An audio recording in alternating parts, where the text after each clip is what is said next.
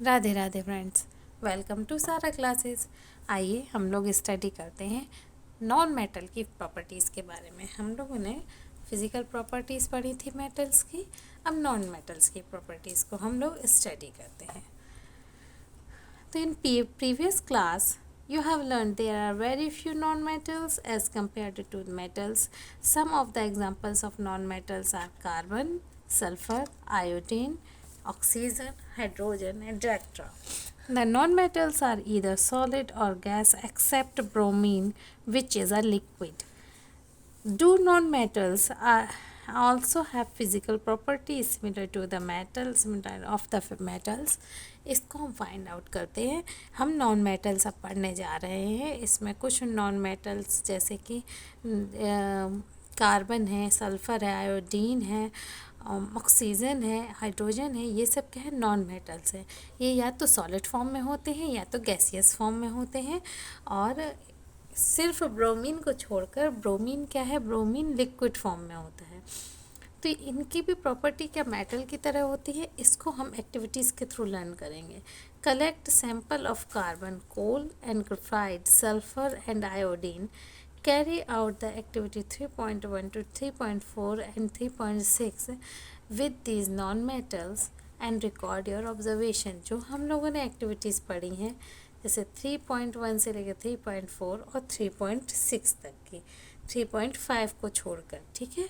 जितनी भी प्रॉपर्टीज़ हैं उनको करने के बाद हम इसको क्या करेंगे, ऑब्ज़र्व करेंगे। तो हम क्या ऑब्ज़र्व करेंगे, इसको हम टेबल में लिखेंगे कि क्या है, इनका सरफेस कैसा है, कि हम उनके सरफेस को रब करके देखेंगे कि ये शाइनी है कि नहीं है, दैट मीन्स इसमें लस्टर है कि नहीं है। दूसरा, ये हार्ड है कि सॉफ्ट है। तीसरी, मेलेबिलिटी आप लोगों को बताया था, किसी भी चीज़ को पीट कर, ठोक कर एक पतली शीट में चेंज करना है, तो क्या ये मेलेबल है कि नहीं है। डक्टिलिटी, ये थिन वायर की तरह बन पाते हैं कि नहीं। और ये इलेक्ट्रिसिटी कंडक्ट करते हैं कि नहीं। और सोनोरिटी क्या होता है, सोनोरिटी से मतलब होता है कि इसमें वॉइस आती है कि नहीं। जब भी क्या होता है, इसको किसी भी हार्ड सरफेस से टकराया जाए तो इसमें नॉइस होती है कि नहीं, एक रिंगिंग साउंड आता है कि नहीं, ठीक है। तो ये सारी प्रॉपर्टी नॉन मेटल में नहीं होती हैं, ठीक है। हम यही ऑब्ज़र्व करेंगे, यानी वो मेलेबल नहीं होते, डक्टाइल नहीं होते हैं, इलेक्ट्रिसिटी के पुअर कंडक्टर होते हैं, इनमें सोनोरिटी भी नहीं होती है। हाँ, कुछ हार्ड होती हैं और इनकी सरफेस भी शाइनी, यानी कि लस्टर उसमें नहीं होता है। On the base of the observations recorded in table 3.1, discuss the general physical properties of metals and non-metals in the class. You must have concluded that we cannot group elements according to their physical property alone and there are many exceptions. For example, यानी कि हम उनको किसी group में इसलिए नहीं डाल सकते क्योंकि किसी न किसी की प्रॉपर्टी किसी अदर से डिफरेंट हो सकती है, ठीक है।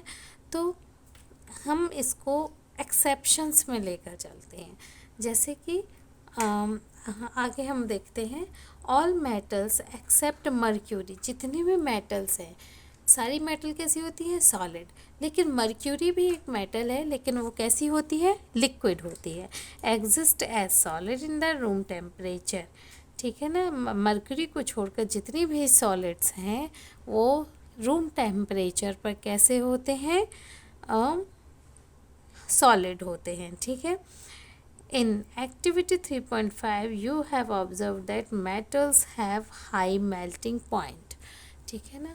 हम नेक्स्ट हमने जो एक्टिविटी देखी थी, ये वाली एक्टिविटी, इसमें क्या हमने देखा था कि मेटल के जो हाई मेल्टिंग पॉइंट होते हैं वो कैसे होते हैं, बहुत ही ज़्यादा हाई होते हैं, ठीक है,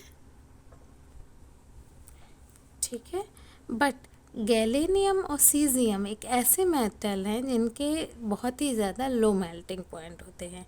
these two metals will melt if you keep them on your palm, यानी ये मेटल का मेल्टिंग पॉइंट इतना कम होता है कि हमारे बॉडी टेम्परेचर से भी मेल्ट हो सकते हैं। यानी कि यदि हम इनको अपने पाम पर रखें, अपने हाथ पर रखें, तो भी ये क्या हो जाएंगे, मेल्ट हो जाएंगे। Iodine is a non metal but it is lustrous. Iodine क्या है, एक नॉन मेटल है, ठीक है। हमने क्या पढ़ा था कि हमने क्या बताया था अभी कि नॉन मेटल जो होते हैं उनमें लस्टर की प्रॉपर्टी यानी शाइनी नहीं होते हैं, लेकिन आयोडीन एक ऐसा नॉन मेटल है जो कि लस्टरस होता है।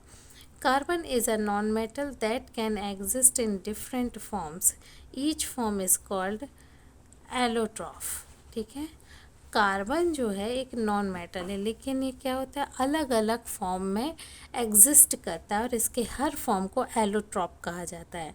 Diamond an allotrope of carbon, it is the hardest natural substance known and has a very high melting point and boiling point. Graphite, another allotrope of carbon, it is the conductor of electricity.